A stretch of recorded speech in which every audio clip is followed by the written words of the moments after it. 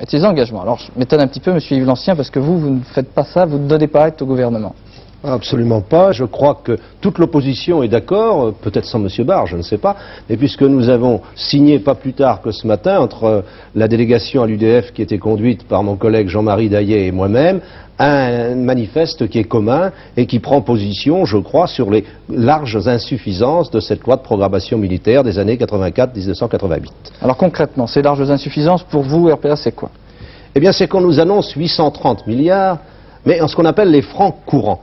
C'est-à-dire que ce ne sont pas des francs indexés et que l'on nous dit que cette hypothèse a été bâtie en partant de l'idée qu'il n'y aurait que 5% d'inflation par an entre 1984 et 1988. Alors moi, je suis très dubitatif, je crains beaucoup qu'en définitive, ils ne fondent au soleil, nos 830 milliards, et j'aurais préféré de beaucoup qu'on nous garantisse ce qu'on nous dit d'ailleurs être l'équivalent, c'est-à-dire 705 milliards, mais en francs garantis à la valeur de 1983, et qui ne pourrait pas bouger, quel que soit le taux de l'inflation. Donc vos réserves, elles portent moins sur le programme militaire lui-même que sur les problèmes économiques? Ah oui, mais alors faites-moi de la bonne finance et je vous ferai de la bonne défense. Enfin, aujourd'hui, ce sont les grands programmes d'armement qui coûtent très cher. Nous sommes dans une ère où il y a des percées technologiques extraordinaires. On l'a vu avec les Israéliens, qui ont mis au tapis complètement les Syriens, tous leurs avions, toutes leurs batteries SAM-6, sans rien perdre de leur côté. On l'a vu avec les Exocet contre les Anglais au Malouine.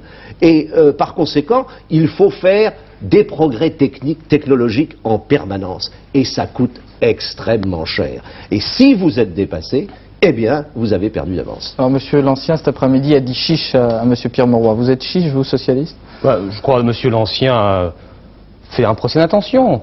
Il n'a pas manifesté, me semble-t-il, d'opposition quant au fond de la loi de programmation militaire, mais il pose des questions quant aux engagements financiers. Au moins, je crois avoir compris cela dans ses propos. Je constate que la loi de programmation précédente ne prévoyait pas non plus, monsieur Lancien, des engagements en termes de francs constants. Et dans le rapport que j'ai présenté cet après-midi à l'Assemblée nationale, j'ai indiqué comment, en francs constants, cet effort serait maintenu. Et ce que je considère comme très important dans cette loi de programmation, c'est la volonté du gouvernement, affirmée au plus haut niveau de l'État et réaffirmée par le ministre de la Défense, de garantir l'effort militaire de la France, quoi qu'il arrive et quelle que soit la situation économique. Et c'est bien pour cela qu'il est prévu, au terme de 2 ans, une réévaluation au cas où les hypothèses de départ ne s'avéreraient pas justes, et c'est pour ça aussi qu'on n'a pas annoncé dans cette loi de programmation une référence à un indice quelconque qui risquerait d'être sans arrêt remis en cause et qui ne correspondrait pas vraiment à la réalité de notre effort de défense. La réalité de l'effort de défense tel qu'il est proposé dans la loi, c'est un programme physique qui sera respecté ainsi que cela a été indiqué. Je ne vois pas pourquoi vous vous engagez dans des supputations de chiffres. Vous avez vous-même, dans des propos récents, estimé qu'il faudrait 40 milliards supplémentaires, 45 milliards supplémentaires. Fait remarquer qu'en termes constants, la loi de programmation telle qu'elle nous est proposée propose un effort supplémentaire de près de 40 milliards de francs 83, donc, en termes constants, jusqu'en 1988. Vous proposez 45 milliards de plus, je ne sais pas si en courant ou en constant, mais vous ne nous dites pas comment vous les trouvez. Tandis que le programme que nous proposons indique très clairement que les échéances seront tenues jusqu'en 1988. Attendez, monsieur Drian, peut-être qu'il va nous dire, monsieur Lancien, où est-ce que vous les trouvez? Où est-ce que je trouve? Eh bien, il y a plusieurs procédés. On peut évidemment avoir les rentrées budgétaires grâce à l'impôt. On peut avoir aussi une autre répartition faisant une meilleure place à la défense dans le budget national. Songez que nous sommes descendus à moins de 15% pour le budget de la défense par rapport au budget total, alors que l'objectif qui avait été affiché en 1976 pour la précédente loi était de 20%. Vous voyez la dégringolade déjà. Or, pendant la précédente loi, de 77 à 81, la moyenne d'augmentation en francs constants était de 4,8% par an. Pour les années 82-83, elle n'est plus que de 3%. Pour les 5 années à venir, 84-88, qui sont l'objet de cette loi de programmation, ça n'est plus que de 2%.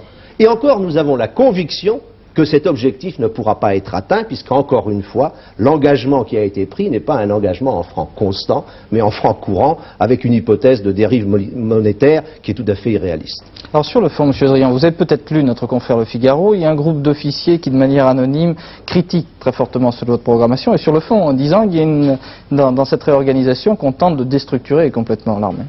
Qu'on tente de déstructurer, j'ai pas lu cet article, qu'on tente de déstructurer l'armée de terre. Oui. C'est ce que disent certains. Je dois vous dire que j'ai rencontré avant ce débat, en ma qualité de rapporteur, l'ensemble de nos chefs militaires. Et singulièrement les responsables de l'armée de terre. Sauf le général Delaunay qui a démissionné il apparaît que la réorganisation de l'armée de terre était souhaitée depuis longtemps et que la clarification de ses missions devait être faite. C'est le cas.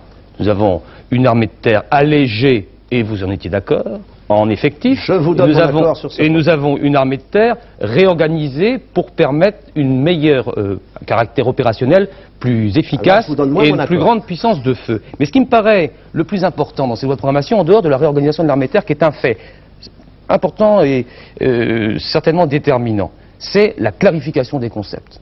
À la fois sur la priorité à la dissuasion nucléaire, à la fois sur le concept d'emploi de l'armement nucléaire tactique.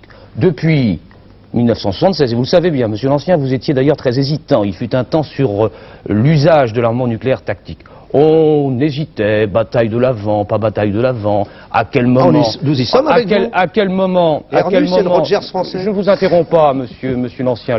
Ayez au moins la politesse de me laisser parler. Ah, c'est un débat.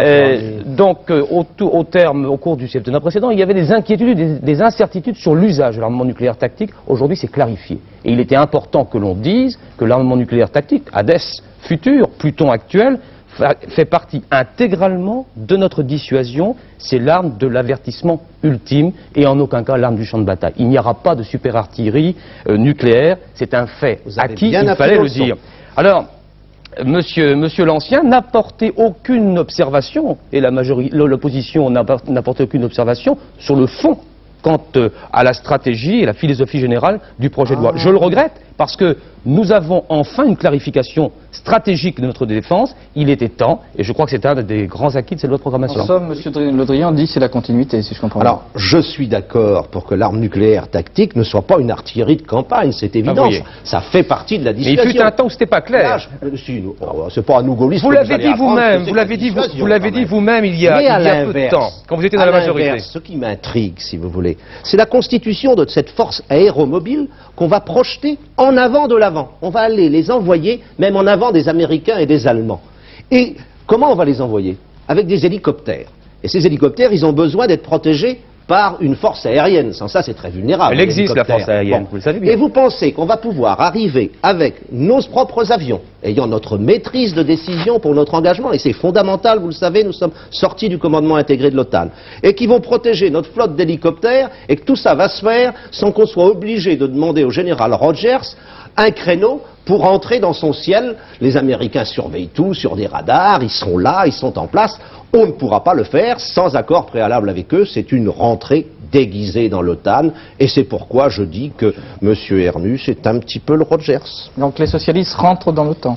Oui, non, monsieur l'ancien, là, est en train de faire des élucubrations stratégiques un peu surprenantes. La réalité, c'est que la force d'intervention rapide permet de nous doter d'un moyen d'intervention en cas de crise, que ce soit sur le théâtre européen ou sur un autre théâtre. Et qu'il n'est pas indiqué nulle part que la force d'assistance rapide intervient totalement. Il peut y avoir des interventions partielles d'une partie de ces éléments. Et que par ailleurs, je rappelle à monsieur l'ancien que nous sommes dans une alliance et que nous entendons garder à l'intérieur de cette alliance à la fois la liberté d'action et aussi nous entendons tenir nos engagements. Et la force d'assistance rapide peut être un des moyens de tenir cet engagement si le moment se fait sentir et si la responsabilité du chef de l'État fait qu'il estime nécessaire d'intervenir auprès de nos alliés. C'est un des moyens de cette intervention et je ne vois pas pourquoi vous critiquez ce système qui permet une plus grande rapidité de notre armée de terre. Qu'est-ce que devient la première armée là-dedans? On va livrer 2 batailles à 200 km devant? Je vais simplement vous faire une remarque pour conclure. Est-ce qu'il n'est pas un peu étonnant que dans un pays comme la France, il n'y ait pas un consensus possible entre les partis politiques sur les problèmes de défense? Mais le consensus, il existe. Tout le monde s'est rallié à la doctrine de dissuasion nucléaire, nationale, indépendante. Il existe pour vous, mais je ne suis pas sûr qu'il existe pour tout le monde. Le débat, si vous permettez, le débat à l'Assemblée cet après-midi a permis de constater qu'il y avait un consensus sur un certain nombre d'objectifs majeurs.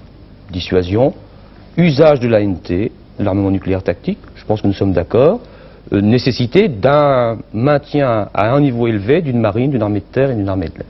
Mais il y a quelques failles dans ce consensus. Je ne suis pas certain que M. Daillet soit d'accord avec vous, que l'UDF soit tout à fait d'accord avec le RPR. La meilleure preuve, c'est que vous n'avez pas réussi à signer un programme commun concernant la défense. Alors que vous, qu'il y a peu de temps dans un débat, alors qu'il y a peu de temps dans un débat, monsieur l'Ancien, dans un débat où nous étions ensemble, vous affirmiez que vous alliez pouvoir signer un programme de défense ensemble. Ça n'a pas été possible, donc il y a des divergences entre vous. Bon, très bien. Je vois que vous vous retrouvez régulièrement pour en débattre. On vous retrouvera peut-être une autre fois. Pour l'instant, on voit avec Alain Gillot-Pétré la météo de demain, vendredi. Avant un week-end mitigé,